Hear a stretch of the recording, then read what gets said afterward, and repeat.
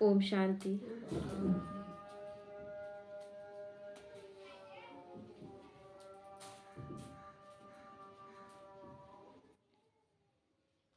बाबा आज करा, जिस प्रकार संसार की सभी आत्माओं के शरीर एक दूसरे से भिन्न हैं, पर फिर भी हम सबको सहजता से स्वीकार करते हैं कि नहीं?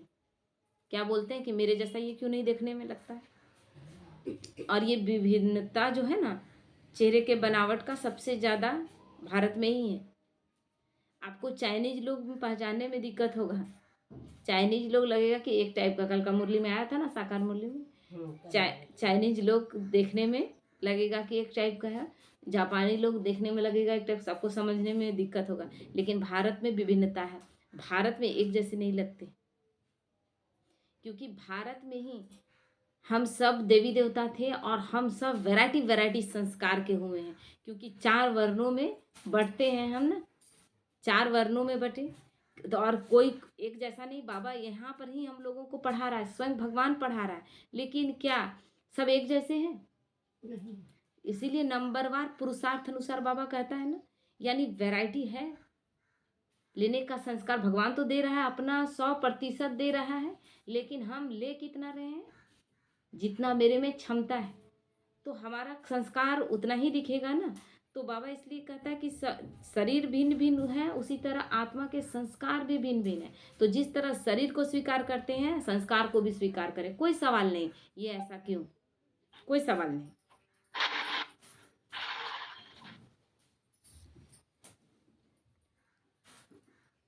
तो उसी प्रकार संसार की सभी आत्माओं के संस्कार तो भिन्न भिन्न है, तो हम क्यों ना सभी के संस्कारों को प्रसन्नता से स्वीकार करें।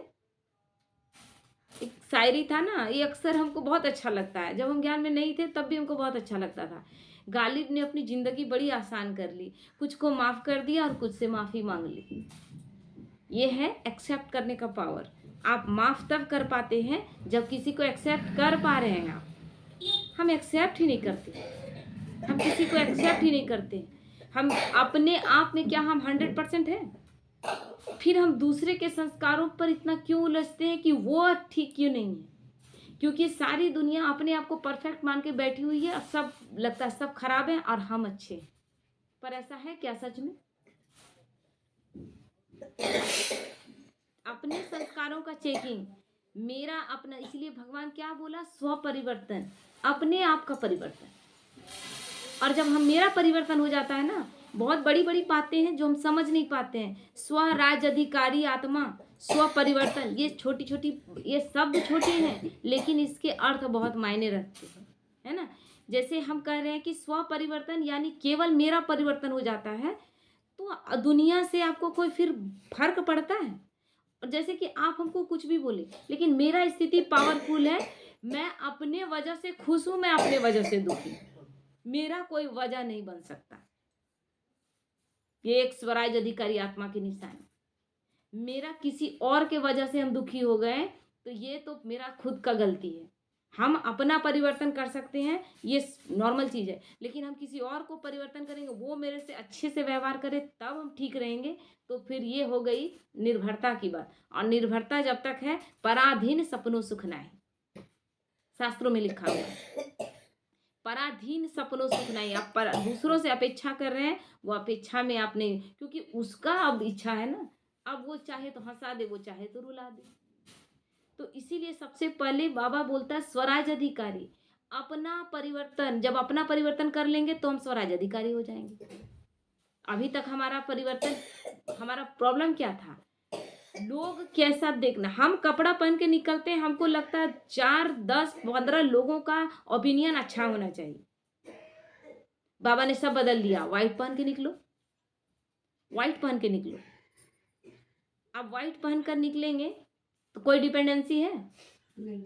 हम सब व्हाइट पहन के निकल रहे, कौन देखने में कैसा, सब व्हाइट पहन के निकल गया।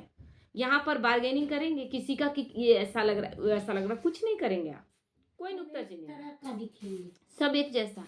क्योंकि देखिए वहां भी परम धाम में भी रहेंगे तो आत्मा का कोई, सबका साइज एक जैसा है। परम धाम में भी रहेंगे तो सबका साइज एक जैसा है। सतयुग त्रेता में आएंगे सब सुंदर रहेंगे, सब कंचन काया रहेंगे। द्वापर के बाद हमारा जो अभी हम पुरुषार्थ किए थे, 84 जन्मों का भाग्य तो हम अभी लिख रहे हैं। किसी ने बहुत ज़्यादा बैंक में पैसा जमा किया था तो वो आराम से बैठ कर खाएंगे ना बैठकर। लेकिन यहाँ पर जिन्होंने कहा कि नहीं, इतना ज़्यादा श्रीमत हम पालन नहीं कर सकेंगे, तो उनकी झोली घटती जाएगी कि नहीं।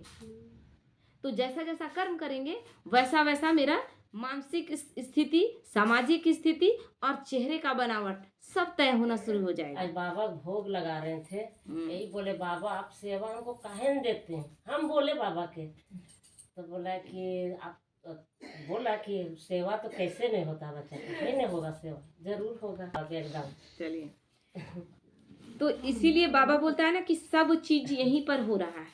हर एक चीज ब्राह्मण आत्मा के जीवन से सब कुछ जुड़ा हुआ है ना। हमारी ही कहानी है। और धीरे धीरे जैसे ही ब्राह्मण एकदम प्योर ब्राह्मण बनते जाएंगे तो उस कहानी समझ में आता जाएगा कि मेरे लिए ही सब कुछ है, कहानी ही मेरे लिए है। तो बाबा इसलिए कहता है सबको निस्वार्थ रूप में से प्रेम और सहयोग ने। बाबा किसी का नहीं बोला कि कौन कितने % तक बुरा हुआ था, बोला सब बिगड़ गए थे मेरे बच्चे। कलयुग में सब अति में चले गए थे, लेकिन सबको मुझे फिर अपने समान बनाना है, क्योंकि बच्चे तो मेरे हैं ना। बाप को भूल गए, बाप को केवल भूल गए, याद दिला दिया, अब मेरे बच्चे मेरे जैसे बन जाएंगे। तो वो तो कभी नहीं बोला, वो कभी बोला क्या कि कोई नहीं कर पाएगा, मेरा बच्चा ढंग का नहीं बन पाएगा। उसको विश्वास है, फिर हम क्यों सोचते हैं, हम क्यों किसी पर लगाते हैं आरोप कि उसका संस्कार वैसा है, उसका संस्कार वैसा है। जिस दिन हम परफेक्ट बन जाएंगे ना, उस दिन किसी का स्वभाव संस्कार दिखना बंद हो जाएगा, क्योंकि टाइम ही नहीं है किसी को किसी और के बारे में देखने का। इसलिए तो बाबा बोला कि स्व परिवर्तन, अपना एक बारीक से बारीक अपना चेकिंग करना है, अपने संकल्पों का चेकिंग करना है कि कब कोई नेगेटिव संकल्प तो पैदा नहीं हो जाता है, किसी के प्रति कोई गलत संकल्प चल गया, व्यर्थ संकल्प चला गया। क्योंकि एक छोटी सी बात में हम कितने दिनों तक मंथन करते हैं। संकल्प चला तब तो मंथन किए ना, संकल्प चला इतना सारा, अरे बाबा का ज्ञान मुरली है उसका मंथन करें, तो उसमें हम कितने दिनों तक चले जाते हैं। दादी लोग का कैसा स्थिति था कि एक भाई बोला बाबा का बहुत, मतलब जानकी दादी का बहुत तारीफ किया, बहुत ज्यादा। उसके बाद वो एक बहन थी तो बोली कि दादी आपको भी कुछ बोलना चाहिए था, आपके बारे में बोला गया, आपको भी कुछ तारीफ में बोलना चाहिए था। बोला मैं ये नहीं करूंगी, क्योंकि वो तारीफ कर रहा था तो मैं नहीं सुन रही थी, क्योंकि तारीफ सब बाबा को समर्पित। वो तारीफ इसलिए कर रहा है कि बदले में हम उसका तारीफ करें। जहां मैंने ये जगह दे दिया उसको कि तुम मेरा तारीफ कर रहे हो, हम भी तुम्हारा तारीफ करेंगे, कल को वो मेरे बारे में नुक्ताचीनी भी कर सकता है। और वो स्थिति आए, कोई नेगेटिव हमको मतलब सोचने पर मजबूर करे, हम वो स्थिति पैदा क्यों होने दें। तारीफ करो बाबा तुम जानो, निंदा करो बाबा तुम जानो, मतलब इतना सा बात वो लोग नहीं रखता था। वो स्थिति थी तब अष्टरत्न में वो लोग आए। और हम एक ही बात को कितने दिन तक खींचते जाते हैं। तो इसलिए बाबा कहता है बच्चे अब आपके अंदर केवल एक ही संकल्प होना चाहिए कि मुझे बाप समान बनकर विश्व परिवर्तन का कार्य करना, और बाप को पूरे विश्व के आगे प्रत्यक्ष करना है। बड़ा जिम्मेवारी है, तो बड़ा जिम्मेवारी है तो स्थिति भी पावरफुल होना चाहिए कि नहीं। दूसरे का देखते देखते, क्या है, वायरस है, दूसरे का देखते देखते, दूसरा का गलती देखते देखते वो कब अपने में प्रवेश कर जाता है ना। ये कभी मक्खी को देखिएगा गंदे चीज में ही बैठती है। तो हम अपने आप को देखें कि हम अच्छाई में ज्यादा आकर्षित होते हैं कि बुराई। इसी से अपनी स्थिति का पता चलता है। किसी की बुराई हम देखे भी, नजर भी आ जाए तो क्या सोचना है, उसके लिए दुआ कर देना है। बाबा बोला रहम दिल बनकर उसके लिए दुआ करो कि बाबा इसकी बुराई खत्म हो जाए। अगर उसमें स्वीकार करने की क्षमता है तो उसको बता भी दे, एकदम नरम तरीके से बता दे। लेकिन अगर वो स्वीकार नहीं करता तुरंत डिटैच हो जाए, लेकिन वो मेरे अंदर ना प्रवेश कर जाए। तो इसलिए बाबा कहता है देखो यह जो समय जा रहा है यह केवल कमाई का है। हम अपना दुकान खोल के बैठे, मेरे पास ग्राहक आए, हम अपना बेचे, हम दूसरे दुकान वाले क्या कर रहे हैं हमको क्या लेना देना, क्या लेना देना हमको, अपना परफेक्ट स्थिति अपना। तो ये समय जो जा रहा है फिर ये लौट कर नहीं आएगा। इसलिए बाबा कहता है तो अपने ये कमाई का जो समय जा रहा है ना, ये इसलिए अपने हर संकल्प पर अटेंशन दो और संकल्पों को स्पीड को कम करते जाओ। कितने संकल्प उठते हैं, कोई छोटी से छोटी बात में कितना ज़्यादा हम संकल्प चला लेते हैं। ये अपना चेकिंग करना है और संकल्पों की स्पीड को कम करते जाओ, क्योंकि यह समय बिल्कुल थोड़े का भी थोड़ा रह गया है। कल सतगुरुवार का संदेश भी आया था ना, कल बीफे था, वहां पर मधुबन में भोग भी लगा, वहां भी बोला गया अचानक का पाठ होगा। आज बाबा इसमें भी कह रहा है, यह मत सोचो कि अभी कुछ ऐसा दिख तो नहीं रहा है। हम देखते हैं ना कि अभी सब कुछ नॉर्मली चल रहा है, ऐसा क्या है, लेकिन अचानक एक झटके में बहुत बड़ा कोई घटना ऐसा घट जाता है जो अंदर तक दहला देता है। इसलिए बाबा कहता है कि हर वक्त अपनी स्थिति पर ध्यान, हर वक्त। परिवर्तन एक झटके में होगा। परिवर्तन के लिए बाबा कहता है सालों साल नहीं लगेंगे। इसीलिए बाबा बोलता है कि 2400 घंटे बस तुम मेरी याद में रहो, हर कर्म करते मेरी याद में रहो। देखो बाबा प्यार और रहम का सागर है और सभी आत्माओं का बाप भी है, इसलिए लंबा समय बच्चों को दुख में नहीं देख सकता। भगवान नहीं देख सकता लंबे समय तक दुख में, क्योंकि बाबा जानता है कि ये ड्रामा बना बनाया है और सबका पार्ट नूंधा हुआ है। मेरे सभी बच्चे निर्दोष हैं, भगवान बार बार कहता है। तो इसलिए यह कार्य अचानक और आश्चर्यजनक ढंग से होगा ना, ताकि मतलब जैसे कि भूकंप आया और बच्चे बस समा गए उसमें। कष्ट कितनी देर का है, कम है ना। और लंबे समय तक कोई बिस्तर पर पड़ा हुआ रेंग रहा है, तड़प रहा है, उसका कष्ट ज्यादा है ना। किसी का हाथ पैर कट गया और उसके बाद भी जी रहा है दूसरे के भरोसे, कितना सारा सुनना पड़ता है और कितना मतलब अपना स्थिति खराब हो जाता है। तो बाबा कहता है कि वैसी स्थिति बच्चों को हम नहीं देख सकते हैं। तो इसलिए आश्चर्यजनक ढंग से होगा, परंतु आत्माओं को यह समय जो है ना बहुत लंबा अनुभव होगा, बहुत लंबा अनुभव होगा। अभी ही क्या है, ब्राह्मण आत्मा का देखिए, जब आप कोई मिस्टेक करते हैं और मिस्टेक पर आपका ध्यान नहीं गया, क्योंकि महसूसता की अगर शक्ति आपके पास नहीं है कि आप अपनी गलतियों को देख सके, ये बहुत स्थिति आपकी खराब है। महसूसता की शक्ति होनी चाहिए, नहीं मेरे से एक गलती हुआ, वो महसूस कर पाएंगे तब आप चेंज कर पाए। अब महसूस करने का शक्ति ही आपका खत्म हो गया है, तब आप करते जा रहे हैं, करते जा रहे हैं, करते जा रहे हैं, मतलब पाप कर्म करते जा रहे हैं। उसके बाद अचानक जब ऐसी स्थिति आती है कि आप देखिएगा ना योग लगेगा, ना आपको बाबा से प्यार महसूस होगा, कोई चीज में आपको भला महसूस नहीं होगा। पीछे वो माया खींचेगी कि वो दुनिया ज्यादा अच्छी थी। ये सबसे खराब समय है, सबसे बुरा समय है। ये बहुत लंबा समय लगेगा ना, एक एक दिन साल के बराबर लगता है, क्योंकि हम अब जानते हैं सब कुछ। इसलिए वो पुरानी दुनिया खींचेगी भी तो उधर हम जा नहीं सकते, और इधर हमारी स्थिति वैसी नहीं है। तो इसलिए बाबा कहता है थोड़ा समय भी बहुत लंबा अनुभव होता है। समय रुका ही हुआ है, केवल 108 रत्नों की माला के लिए रुका है। 108 रत्न तैयार होंगे, टाइम हो जाएगा। जैसे ही विजयी रत्न अपनी सीट पर सेट होंगे, वैसे ही कार्य शुरू हो जाएगा। बाबा के वो बच्चे, बाबा उन्हीं बच्चों के लिए रुका हुआ है, और बाबा उन्हीं बच्चों को क्या करता है, बाबा अभी क्या लगातार बोल रहा है। कल आज भी मुरली में आया था, मैं आज या कल का था ना, कि करंट में देता रहता हूँ। करंट किनको दे रहे हैं, जो बच्चे करंट लेने के लिए तैयार हैं। आप अमृत वेला उठने के तक को तैयार नहीं है, 10 मिनट में आप फॉर्मेलिटी करते हैं कि 10 मिनट करते हैं और आप सो जाते हैं, उसके लिए करंट वो कैसे देगा। वो तो देने के लिए बैठा हुआ है, आप लेने के लिए नहीं। आप तो रबड़ चढ़ाए हुए हैं अपने ऊपर, वो तो देने के लिए तैयार है। तो इसलिए बाबा कहता है ना, वैसे बच्चों को बाबा अपने बच्चों को तैयार करने के लिए भगवान कर क्या रहा है। ब्रह्मा बाबा फरिश्ता बनकर कर क्या रहा है, वो बस वही तो कर रहा है, हमें शक्ति भर रहा है। वैसे बच्चों पर जिनके अंदर एक ललक है कि नहीं बाबा हमको आपके समान बनना है, तो उनको हर स्थिति में शक्ति देगा, भरेगा। इसलिए क्या होता है, जिसके अंदर महसूसता करने की शक्ति है, अभी महसूस कर पा रहा है, समझिए बाबा का करंट अभी उसको मिल रहा है। जिनको महसूस करने का हम गलत भी करते जा रहे हैं और नहीं समझ में आ रहा है, उनकी महसूसता की शक्ति खत्म, यानी बाबा का करंट उनको अब नहीं मिल रहा है। उन बच्चों के लिए भी दुआ करना है।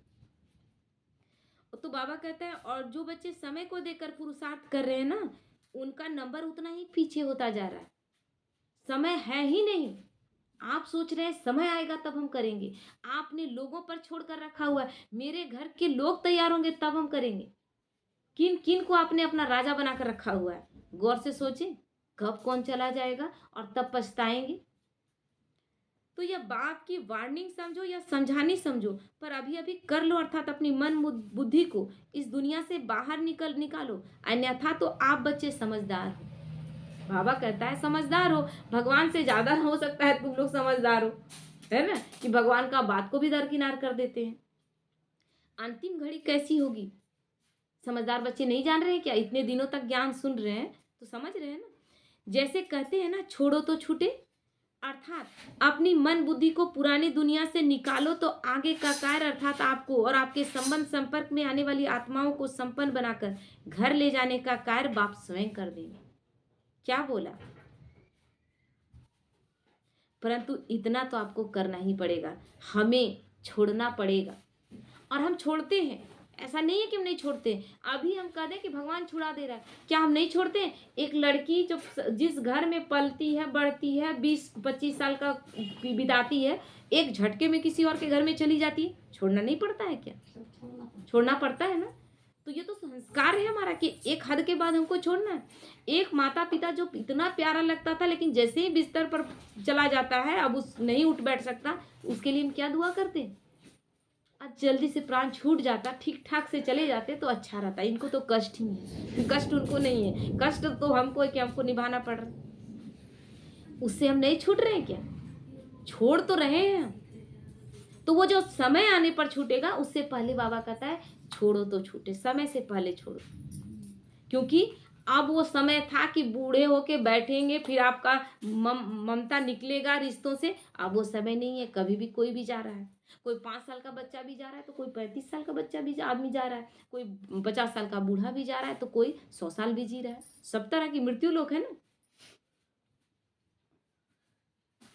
तो इसलिए बाबा कहता है, तो ये तो आपको करना पड़ेगा, यह बाप नहीं करेगा। हम मोह को पकड़े हुए, जकड़े हुए हैं।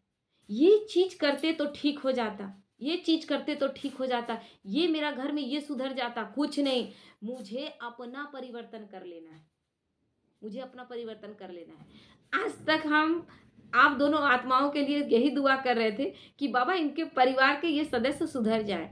मेरे दिमाग में आया कि ये इससे ज़्यादा अच्छा है कि इन दोनों आत्माओं में शक्ति भरी जाए कि ये एक्सेप्ट कर सके। जिस दिन ये एक्सेप्ट करने लगेंगे कि मेरे साथ भगवान है, मेरा सब कुछ अच्छा होगा और सब चीज़ में स्थिर रहेंगे, इनके घर की परेशानियां ऐसे ही दूर हो जाएंगी। हमें जड़ पे काम करना है और हम ऊपर ऊपर का तने में, तना तो पत्ता इसी में काम कर रहे हैं, नहीं होगा। जड़ में हमको सुधार करना है, हमें अपना परिवर्तन कर लेना है। कौन शराब पी रहा है, कौन जुआ खेल रहा है, कौन गलत काम में जा रहा है, कितने कितनों को कहाँ जाएंगे सुधारने के लिए। मुझे अपना परिवर्तन कर लेना है, मेरा वाइब्रेशन फिर काम करेगा, फिर मेरा वाइब्रेशन काम करेगा। मैं स्थिर हूँ, अचल अडोल हूँ। क्यों 5 पांडव का बोला गया? 5 पांडव हम लोगों को क्यों बोला गया? युधिष्ठिर यानी युद्ध के समान स्थिति में भी स्थिरता।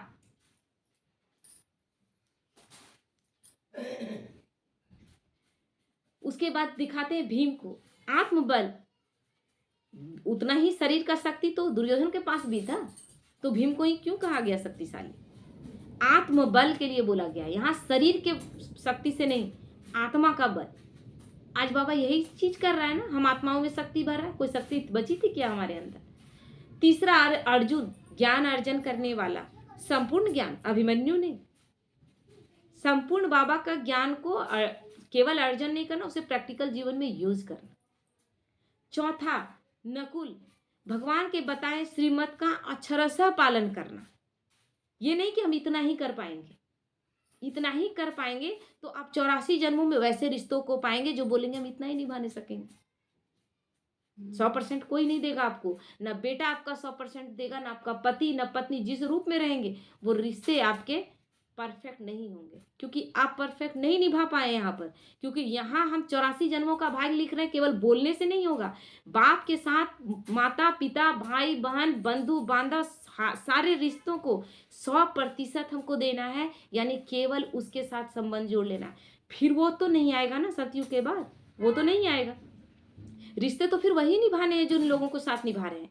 लेकिन इसके साथ जब हम रिश्ता 100% जोड़ लेते हैं तो फिर 84 जन्म सारे रिश्तों में बेवफाई नहीं मिलेगा, कोई रिश्ते में नहीं। तो इसलिए इसके लिए बाबा ने आपको कई युक्तियां बताई हैं, बस उसे अमल में ला। बाबा तो युक्ति रोज बता रहा है। कहने या सोचने से नहीं होगा, केवल कहने से सोचने से नहीं होगा, करने से होगा। इसलिए बाप की हर डायरेक्शन पर अटेंशन दो और उसे प्रैक्टिकल में अनुभव करो और चेक करो कि मैं कितना % विजयी बना हूं, कितना % मेरे में वो संस्कार रह गया है पुराना। किसी ने कुछ कहा, डिस्टर्ब हो गए, किसी ने अच्छा बोला, खुश हो गए। दोनों चीज में रखना है, तारीफ में उड़ने नहीं लगना है और शिकायत में गिर नहीं जाना है। दोनों स्थिति एक समान रहे, एक समान। तो चेक के साथ चेंज जरूरी है। चेक करे, निंदा कर, क्या बोला गया, निंदा हमारी जो करे मित्र हमारा सो। निंदा कर रहा है यानी कुछ न कुछ आपका 1% भी वो रहने नहीं देना चाहता आपकी बुराई। तुरंत अपने आप को चेंज कर ले। देखें, निंदा 2 तरह का होता है। एक करने वाला इसलिए कर रहा है क्योंकि आप में परिवर्तन चाहता है, वो टीचर बनकर आया है। दूसरा है कि वो ईर्ष्या से कर रहा है। अपनी चेकिंग करे, इसलिए बाबा चेक करने बोल रहा है। कोई निंदा किया इसका एक्सेप्ट नहीं कर लेना है, तुरंत चेक करना है, क्या है मेरे अंदर, है तो चेंज कर ले, और नहीं है तो शुभ भावना दे दे कि बाबा इसका आदत है निंदा करने का, ये आत्मा सुधर जाए, मेरे अंदर तो ये बुराई नहीं है, चेंज कर ले अगर है तो सोचो तो सही। आप बच्चों के साथ प्रैक्टिकल में है, बाप तो आप सबके साथ प्रैक्टिकल में है कि नहीं, महसूस होता है कि नहीं, महसूस होता है ना। एक पल में महसूस होता है, एक पल में महसूस होता है। एक संकल्प कीजिए, वो संकल्प ऐसे पूरा होता है ना कि आश्चर्य लगता है कि कैसे पूरा हो गया। वही ना, अभी थोड़ा सा कर अभी तो सब 8 तारीख को 8 मार्च को जो मुरली था ना, तो मुरली का स्लोगन बहुत अच्छा था। तो बोले बाबा आज मुरली, हमको साकार मुरली पढ़ने का मन कर रहा है, बस इतना ही।